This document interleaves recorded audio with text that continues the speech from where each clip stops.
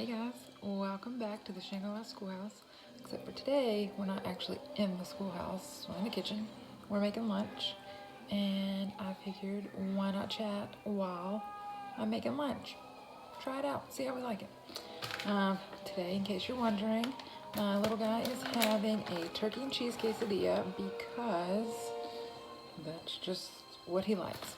He's dairy and gluten-free, so we use special tortillas and this cheese. It's actually not bad. Like, I'm even making myself one. My girl said she's not feeling good, so she wants to just have a snack lunch, and I'm fine with that. Thought I would just chat with you guys. Oh, I'm Brooke. I just, in case this is your first time here, welcome. And I thought I would just chat with you guys about why we chose to homeschool and start Shangri-La Schoolhouse. I need to open the turkey. Okay, so our girl is 4.5, she'll be 5 soon, and we never thought homeschooling was going to be a thing, never even planned much ahead for children. Okay, sorry, had to hand out a snack. So anyway, never really gave much thought into having kids before we decided to have kids, and then we did. And then I was pregnant, and I was like, oh, I'll go back to work, and then things just kind of progressed from there. She ended up not going to daycare because couldn't stand the thought of it, and neither could her daddy. And then from there, we got pregnant with our little guy and decided that he wasn't going to go to daycare either. So I said if we were going to homeschool, because this was something that had kind of been on my mind for a bit, but neither one of us knew anybody who homeschooled, or we've never been around homeschooled people, so we didn't know what to think about it. So I started doing all the research, and I just could not shake the idea that I needed to homeschool these kids. So we started when she was 3. Yeah, right after she turned 3, because I thought I was going to need a good practice run. And I said, if I fail miserably at 3-year-old preschool, I still have 4-year-old preschool to send her to get caught up on all the things. I didn't fail. She didn't fail. We loved it. We thrived. And we decided that this was a thing. We were going all in. We felt like God said this is what we're going to do. And so here we are. Done so much research because that's just how the brain works that I was given. And looked up all the things and just really started putting together a list. And I recommend that. If you're thinking about going into homeschooling and you have all these great reasons of why you're going to do it, write them down. Definitely write them down. Because on those tough days, you're going to want to go back and be like, oh, that's why we decided. Thanks, buddy. That's why we decided to homeschool. You're going to want those. Trust me. I have mine hanging in our schoolroom closet. And so we just decided that this is what we were going to do. We moved to our new house, which is super messy. Please ignore. We moved here, and we bought a house specifically with the schoolroom and just started thriving. But we decided to do it for a couple of reasons. One, we felt like that's what God was telling us to do. I could not shake the idea. It was all I thought about. It was all I looked up. It was an obsession. And I had a friend say, stop worrying about it, because if you can't shake the idea, that's probably God letting you know this is what he has planned. And it is kind of funny because when I was little, I loved to make my sister be my student. I would hand that poor girl stacks of papers just so I could grade them later. So it's funny how things you really like to do when you're little kind of come through later, or in my experience it did. And so talking to my husband about it, and he said, you know what? Honestly, I didn't like school. He was there just to hang out with his friends, and he didn't enjoy it. didn't really learn a lot. Like, I'm not saying he doesn't know a lot, but at school, facts, dates, history, geography, that stuff, he didn't learn it, didn't retain it.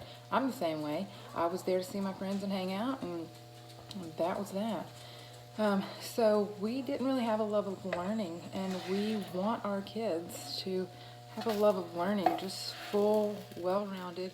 We want to be able to teach them about God. We want them to know the Lord, and we want them to be able to have conversations with people that aren't their same age.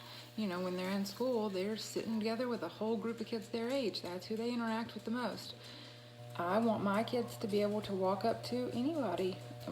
Well, well, I want my kids to be able to carry on a conversation with people they may not normally. The lady at the grocery store, the mail lady. I mean, just people that some kids might shy away from. I want them to have these experiences. We wanted the flexibility to be able to choose what our children actually learn, and things that, you know, we don't feel necessary in the younger grades, we can reintroduce later, and things that we want them to learn. Like, I really want them to be good in geography. I want somebody to say, hey, you know, in Germany, and in their brain, they're going to know right where Germany is. I don't know why that's important to me at this point, but it kind of is. My husband wants them to learn to be good with their hands. Like, can they do this? Can they do that? Can they grill dinner? Thanks, buddy.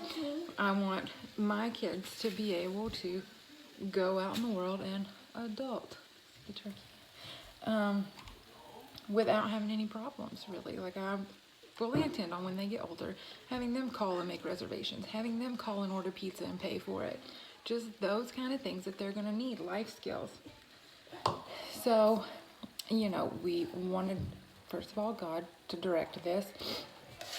We wanted them to have a love of learning, not just let them go to school just to hang out and not retain anything. We want them learning things that are important, not really like learning for a test. Because most of the time, if you're learning for a test, you're going to forget it. You're not going to be interested in it.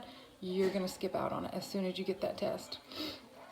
I know, personally, in my school, a lot of like the star athletes and the really popular kids, they didn't have to really try so hard at their academics, and it showed when it was time for them to graduate. We had state exit exams, and a lot of times some of them had to come back even after their actual graduation to graduate, complete the process, because we were there all to socialize and have fun, hang out with our friends. So we don't want that for our kids. Yes, they're going to be socialized. Yes, they're going to have tons of friends. Yes, we're going to do all the fun things. But we just really wanted it to be up to us. We want to say, you know, if you want to learn about, you know, we can learn about whatever we want. Whatever our kids are interested in, we can learn about, and it'll be fun for them, and hopefully they'll retain it longer.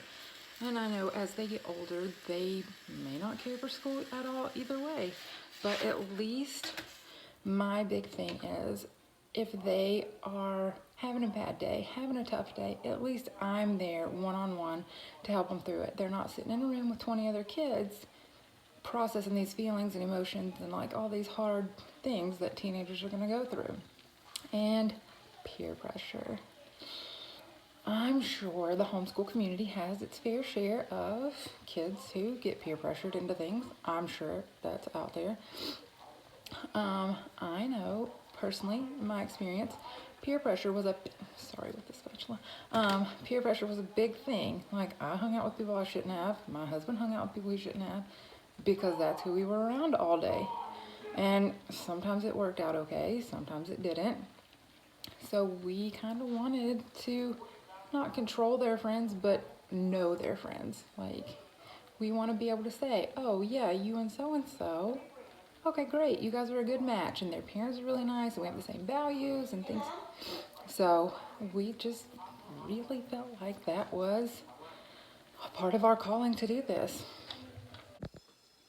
So, like I was saying, we had tons of reasons for doing this, and I have them all written down, like I said, in our schoolroom closet, just hanging up there. Whenever I open that closet, sometimes it'll catch my eye, and I'll be like, that's right. Yeah, we wanted to know their friends. We want them to know God, obviously. We want to have the flexibility and the freedom. If we want to do a 4-day schedule one week to go take a trip, if we want to go take a trip in August when all the other kids are back in school, we can.